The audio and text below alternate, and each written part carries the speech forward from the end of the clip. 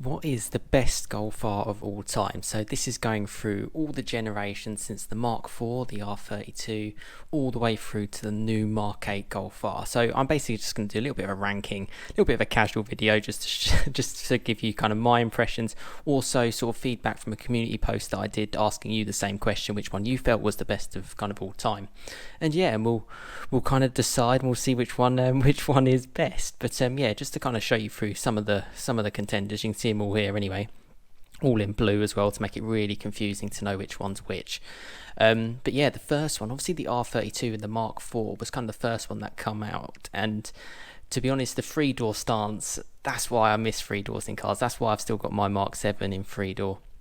That was the first one, 3.2 litre V6, pretty special for the Mark 4. I always felt the Mark 4 Golf was kind of like almost like VW put a lot of investment into the car, and it really only shone through to the Mark 5. Sorry, that's just my opinion. But still, it kind of started the whole R kind of legacy. And then obviously you've got the Mark 5 R32, probably one of my like all-time favorites. Obviously I love all these kind of cars. I talk about them all the time. Again, in three door looks great. All of them have a Haldex system. All of them have decent amount of power, more power than the equivalent GTI. Obviously more weight as well.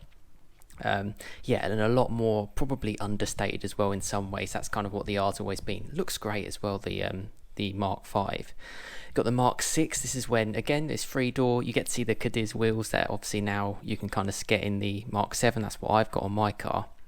Bit of a tradition, you can kind of spot the R's from that, and they also did them on like the Scirocco and stuff. But yeah, this is when it went to a sort of like a 2 litre turbo, so potentially not as favourable to some enthusiasts and stuff. I still think it looks good. Still pretty a great car. Be interesting to see if I can get all of these on the channel at some point. So yeah, if you do enjoy the content, yeah, drop me a message on Instagram or something. We'll see if we can work something out. Then you've obviously got the Mark 7. This one's shown in a facelift, guys, 7.5. Yeah, that came about. 2 litre EA AAA engine, obviously just a revised version. Or yeah, I mean, obviously Mark 7s I've spoken about so much, and you know, they brought so much to the game, and really in sort of like 2014 I really think it stepped up and sort of shook everyone, all the other manufacturers, to kind of wake up and create something like this. And it was priced so well, because it was only sort of like, you know, £1,000 or so more than the GTI. And once you sort of factored into like lease deals and finance and all this kind of stuff, they actually worked out about the same. And obviously this has more power, 300 brake horsepower, and it's such a great car. We've got the final one, which is the Mark 8 R.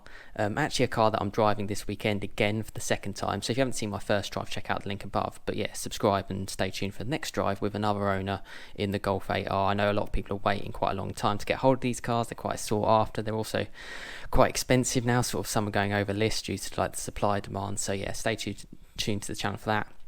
Another revised version of the EA888 Evo 5, guys, I believe, or Evo 4, something like that. Up the power again a little bit to 320 brake, and another great car. Only in 5-door this car, whereas obviously the other generations you could get them in 3-door right up until kind of the last sort of, yeah, almost the last batch of sort of Mark 7s, 7.5s when they eventually stopped it.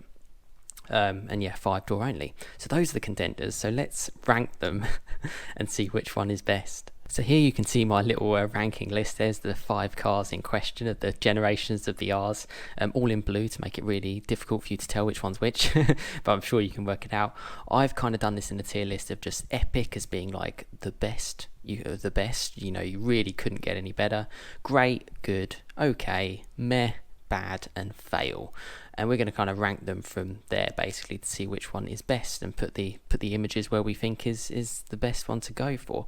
Now actually I did a community post yesterday, and do get involved in my channel as well, you know, I do share, and you know, it's very much a community based channel, and I asked the question, what is the best Golf R of all time? And in 17 hours of me posting that and about nearly 150 votes, lots of people went for the Mark 7, 54% of those people, 31% went for the Mark 8, 3% went for the Mark 6, 8% for the Mark 5, 4% for the Mark 4. So that's what you guys have said, and obviously please feel free to vote in that and get involved. You know, it'll be interesting to see if that changes. But yeah, obviously my audience, it's generally around the Mark 7 and the Mark 8, so that's possibly why. But you know, I spoke to an owner, and I did a Q&A with an owner actually who had pretty much all the generations of the R and now has a GTI Club Sport.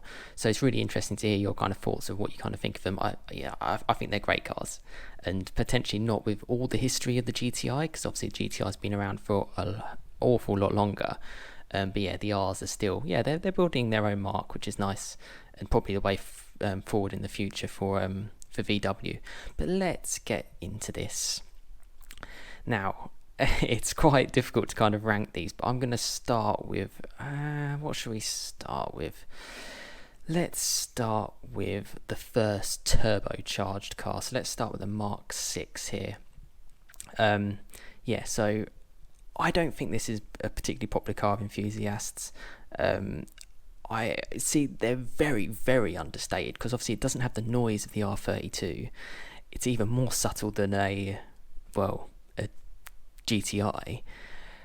And I think they kind of almost jumped the gun a little bit, VW, going to turbocharge. Obviously you look at like some of the rivals like Focus ST, still just about had a 2.5 litre 5-pot.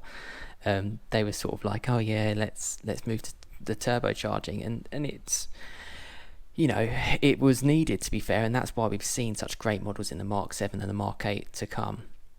But I think it was the start of something really, really good. But if you were really into like the 3.2 V6s, which are such amazing cars, and such a shame that we don't see them more, because they're so, unfortunately in the UK we get taxed heavily on these cars just because of the emissions, and you can end up paying sort of nearly £500-600 a year just to tax them, and that's probably only going to go up, unfortunately. So that's why you might struggle to see them around. But let's start with the Mark 6. I'll be honest, I don't think any of these cars are particularly bad or a fail, but for the Mark 6, I'm kind of thinking, I think it really got unnoticed. I think for a lot of enthusiasts, and myself included, I knew with like the Mark 5 R32, that's what sort of piqued my interest. But the Mark 6, it was like, I think it meant a lot to the R's, but I'm going to go with meh.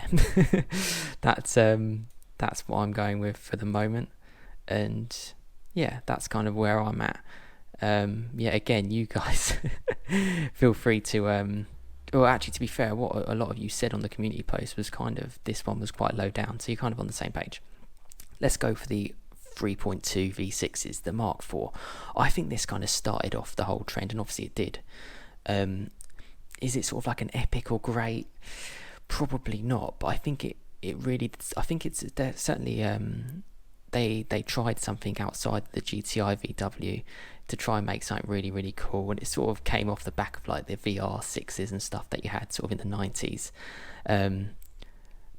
I think it had more going for it, and I think it was like an okay effort, personally, for me. Let's pop it here so you can see it a little bit better. That's my personal opinion. When it came out, I think people were like, yeah, that's okay. The Mark 5 R32, for me, and potentially for others as well, I think it really, there's nothing I don't like about it. The only thing I don't like is that it's hard to get hold of because of taxation laws in the UK. Otherwise I would have one, in a heartbeat, all day long. What a car. I really, really do like it, and I love to get it on the channel as well and kind of share it with you lot. I think it made people have a little bit more notice of the R. And I think as a result of that, it was a step up over the original Mark IV. I think it used a lot of what the Mark IV was about to really put it on the map. And it was starting at this point to step on the toes of the GTI. That was my personal opinion. People were sort of like, oh, this R thing, it's got something going for it. So that's where I think it is. And there you go. So you've got the two newcomers. You've got the Mark 8 and the Mark 7. Let's go for the Mark 7. No, hang on. Let's go for the Mark 8. Let's make it a little bit bigger as well so you can see it. I think the jury's still out. I think it's still quite new. In terms of building that community factor, that's a lot of what my channel's about. Having driven it myself as well, I have enjoyed it. Looking forward to driving it on the weekend as well. Glad that they're still making it in 2021. But at the moment, and to be fair, I might come back to this tier list and rearrange it as I gain more data. I might drive a Mark 6 and suddenly think, oh, you know what, that's further up the list, or I might think that's a complete fail. So this is just where we're at. I'm filming this on the 9th of September, so 2021, so everything's to play for. I personally think, as I move the Mark 7 out of the way, I think the Mark 8 at the moment is on good. I think it's on par with what... maybe actually probably marginally lower than the Mark 5 R32, but more into good than okay. That's where I am at. Just because I need to learn it a little bit more, and I need to get an understanding more.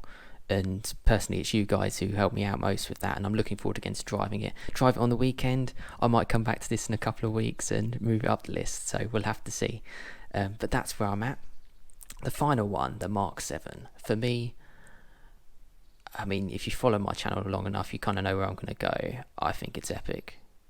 I just think they did no wrong with this car. I think it came out at the perfect time for VW. It was just before the Mark 7 just came out before Dieselgate. It came out an era when we'd all just sort of got over a bit of a recession from 2008. Things were sort of brightening up, and it was a great era of cars. 2014, 2015, 2016, that was the period for me where I think a lot of manufacturers nailed it. It was an amazing time to be in, and I think the Mark 7 hit the spot because it was the best hot hatch, and hence why I still have mine today, and that's why I think it's top of the list. It's epic. Will it ever lose that status on here? Maybe not. Again, I'd have to try more. I think it's good how you can get it in a manual as well. That's one thing. Obviously, all of these cars actually can be in manual. All of them can be in 3-door. All of them can be in DSG, and all of them obviously have Haldex. It's only the 8R in the UK anyway that isn't manual and can only be had in 5-door. So that kind of lets it down a little bit for your pure petrol heads, I guess.